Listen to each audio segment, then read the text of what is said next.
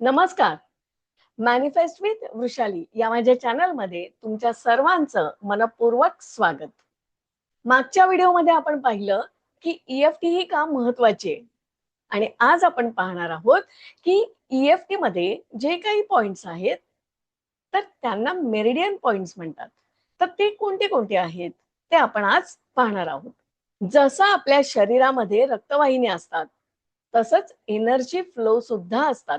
म्हणजे एनर्जी फ्लोचे सुद्धा मार्ग आहेत ज्याला मेरिडियन असे म्हणतात. ज्या वेळेला स्ट्रेस, फिअर, अँगर किंवा इमोशनल ब्लॉक येतात तेव्हा या एनर्जी फ्लो मध्ये इम्बॅलन्स होतो. आता आपण ईएफटी पॉइंट्स बघूया, त्यानंतर त्याचं मेरिडियन कुठलं आहे तेही पाहूया. तर सगळ्यात पहिला आहे कराटे चॉप पॉइंट, जो हाताच्या बाजूला आहे. स्मॉल इंटेस्टाईन मेरिडियन मनातले रेजिस्टन्स, इमोशनल ब्लॉक हे कमी करण्यासाठी या ईएफटीची सुरुवात ही इथून केली जाते. दुसरा आहे आयब्रो पॉइंट, म्हणजे भुवईच्या सुरुवातीला. हे ब्लॅडर मेरिडियन आहे. म्हणजे फिअर, टेन्शन, स्ट्रेस याच्याशी हे रिलेट केलं जातं.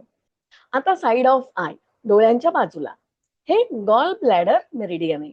म्हणजे अँगर, फ्रस्ट्रेशन, इरिटेशन हे रिलीज करण्यासाठी आपल्याला मदत होऊ शकते.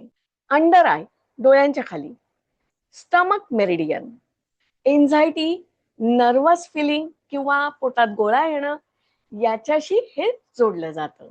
अंडर नोज, नाकाखाली, गव्हर्निंग वेझल, स्वतःला शांत करण्यासाठी याचा वापर केला जातो.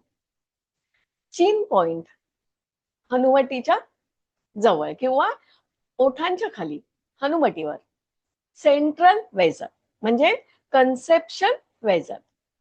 सेल्फ डाऊट, कन्फ्युजन आणि इमोशनल इम्बॅलन्स याच्याशी हे रिलेट केलं जातं. Collar bone, kidney meridian, fear, insecurity ही कमी करण्यासाठी याचा वापर केला जातो.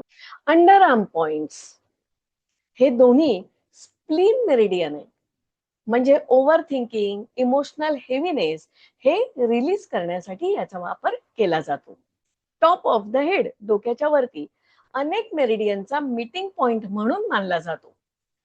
याच्यामुळे काय होतं तर माइंड शांत होतं आणि एनर्जी बॅलन्स साठी त्याचा उपयोग केला जातो. हे सगळे पॉइंट्स एनर्जी फ्लोच्या मार्गाशी जोडलेले आहेत, कनेक्टेड आहेत. या पॉइंट्स वरती टॅपिंग केल्याने स्ट्रेस किंवा इमोशन्स हे बॅलन्स होण्यासाठी मदत होते. तर तुम्ही नक्की टॅपिंग करून बघा आणि तुमच्यात काय काय बदल घडतायत ते कमेंट मध्ये मला नक्की सांगा. आणि हो, व्हिडिओ आवडला तर लाईक, शेअर आणि सबस्क्राईब करायला अजिबात विसरू नका. धन्यवाद.